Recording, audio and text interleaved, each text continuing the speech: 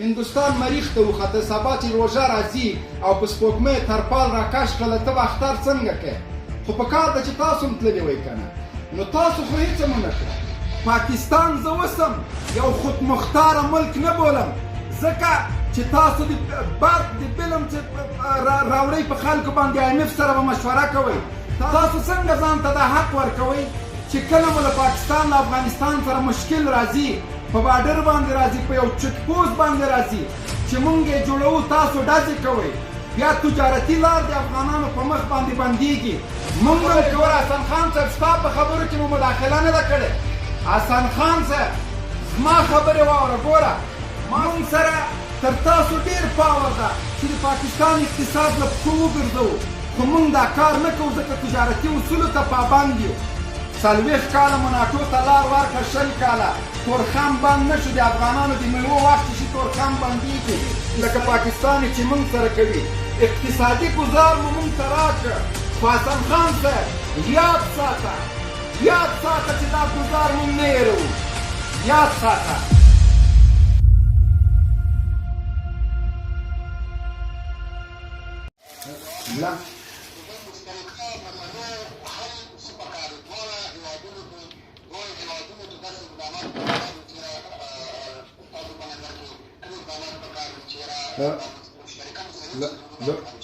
لومړی خو مونږ باید د دواړو هیوادونو ترمنځ تجارت ته رشد ورکړو. دغه بارډر مشکلات، دغه فرضي کرښې، دا مشکلات ته د پای ټکی کېږدو. که دلته د افغانستان او د پاکستان د ګورمنټ ترمنځ څه مشکل راځي، بیا راځي زمونږ او ستاسو ترمنځ هیوادونه شته چې یو بل غواړي مونږ په جنګ واچوي. دغه ته د پای ټکی کېږدو، تجارت ته رشد ورکړو. مونږ کولی شو چې د دواړو هیوادونو هغه خلک وګړي هغوی ته د کار زمینه برابره کړو. افغانستان خپل موسم لري د میوو د سبزیو دپاره چې پاکستان ورته ضرورت لري. پاکستان خپل موسم د میوو د سبزیو لري چې افغانستان ورته ضرورت لري. مونږ دواړه هیوادونه باید اقتصادي رشد وکړو. پاکستان هم نن په نړۍ کې هغه هیواد ده چې ګراني تر حده پکې زیات ده. افغانستان هغه هیواد ده چې بېروزګاري تر حده پکې زیات ده. حسن خان صاحب د اسامه خبره وکړه چې تاسو په اسامه غیرت وکړه. وروره مونږ که په اسامه غیرت وکړه، تاسو خو ونه که تاسو ولې دې حالت ته رسېدلې، نه مو ریمنډیوس ته جزا ورکړله، نه مو عافیه صدیقي راوستله، نه مو نور کوم داسې کرکټر که ایمل کانسي مو په خپله امریکانو ته ورکړه، نو تاسو خو هم د جاپان سره سیال نه یې. کم از کم خپل ګاونډي هندوستان سره. هندوستان مریخ ته وخته، سبا چې روژه راځي او په سپوږمۍ ترپال راکش کړله ته به اختر څنګه کوې؟ خو په کار ده چې تاسو هم تللي وئ که نه، نو تاسو خو هېڅ هم ونه کړه. خبرې ته غوږ شه، خبرې ته خیر د حسن خان صاحب، خبرې ته غوږ شه. تاسو څه وکړه؟ کم از کم په کار ده چې تاسو خو لږ اقتصادي پرمختګ کړی وای، نن به مونږ هم درسره شو. بله خبره حسن خان صاحب، زه یوه خبر درته کوم، یوه خبر درته کوم. حسن خان صاحب یوه خبر زما واوره.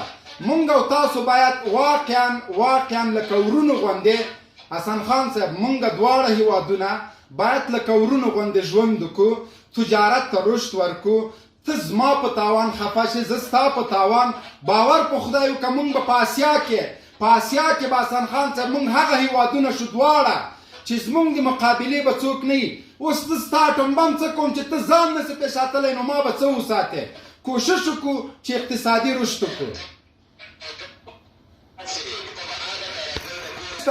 نشته مونږ ترهګر نه پېژنو، د ترهګرو تعریف نه پېژنو. 20 کاله 40 کاله مو د ترهګرو په نامه مونږ وژلي یو. ناټو ته مو لار ورکړې ده، ملامت یاستئ حسن خان صاحب. مونږ مو وژلي یو، زمونږ قاتلانو ته مو لار ورکړې ده. ښه ګاونډیتوب مو نه ده کړی، له دې وروسته یې باید وکړو.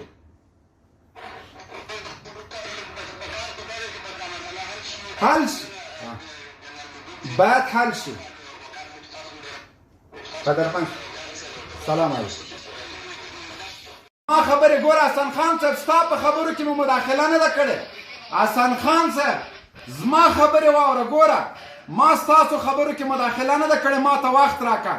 اوس هم وخت دا ده چې وزیر اعظم مو پوی کوي، وزیر د خارجه مو پوی کوي. ګوره خبره خو زما واوره که نه، زما خبرې کې ډسټاپ مه کېږئ. ګوره پالیسي هغه رقم جوړه کوي چې د دواړو هیوادونو په ګټه باندې وي. افغان ریفیوجیز یا په نړۍ کې چې څومره مهاجر دي په میلیونونو پاکستانیان په اروپا او په امریکا او په عربو کې مسافر دي یا ریفیوجیز دي مهاجر دي هیڅ چا پاکستان د غلطې پالیسۍ له وجې نه مهاجر نه دي تنګ کړي پاکستانیان تاسو څنګه ځان ته دا حق ورکوئ چې کله مو له پاکستان له افغانستان سره مشکل راځي په بارډر باندې راځي په یو چک پوسټ باندې راځي چې مونږ یې جوړوو تاسو ډزې کوئ بیا تجارتي لار د افغانانو په مخ باندې بندیږي مونږ هم کولی شو حسن خان صاحب چې بالمثل عمل وکړو د پاکستان ټول هغه میوې او فروټ او هغه شیان چې پاکستان کې جوړیږي په اسیا په روس او په تاجکستان باندې بند کو اما مونږ د تجارتي اصولو خلاف کار نه کوو مونږ سره تر تاسو ډیر پاور ده چې د پاکستان اقتصاد له پښو وګرځوو خو مونږ دا کار نه کوو ځکه تجارتي اصولو ته پابند یو دغسې پالیسیانې د دواړو هیوادونو په زیان باندې دي پاکستان زه اوس هم یو خودمختاره ملک نه بولم ځکه چې تاسو د برق د بل هم چې راوړئ په خلکو باندې آی ایم اف سره به مشوره کوئ تاسو چې یو ګیلاس اوبه هم څښئ آی ایم اف سره به هغه کوئ آی ایم اف سره به مشوره کوئ زه من حیث یو افغان ګوره زه من حیث یو افغان پاکستان هیڅکله آزاد ملک نه تسلیمومه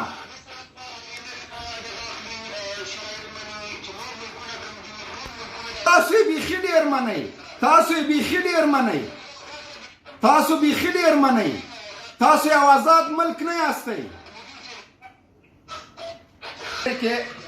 پلیز تاسو زما خبرې کې ډسټاپ کوئ مداخله کوئ دغه هم تاسو زما حق ما اخلئ زما ته اجازه راکړئ چې زه خبرې وکړم 40 کاله مو ناټو ته لار ورکړه 20 کاله تورخم بند نه شو د افغانانو د میوو وخت چې تورخم بندېږي اسرائیل له فلسطینیانو سره دغسې ګاونډیتوب نه کوي لکه پاکستان چې موږ سره کوي اقتصادي ګزار مو موږ ته راکړه خو حسن خان صاحب یاد ساته چې دا ګزار موږ نه هېروو یاد ساته دا جذباتو خبره نه ده دا زما سټایل ده 20 کاله که د تا په هیواد کې 40 کاله جګړه وشي په جګړې کې رالوی شي ته به هم همدغسې خبرې کوې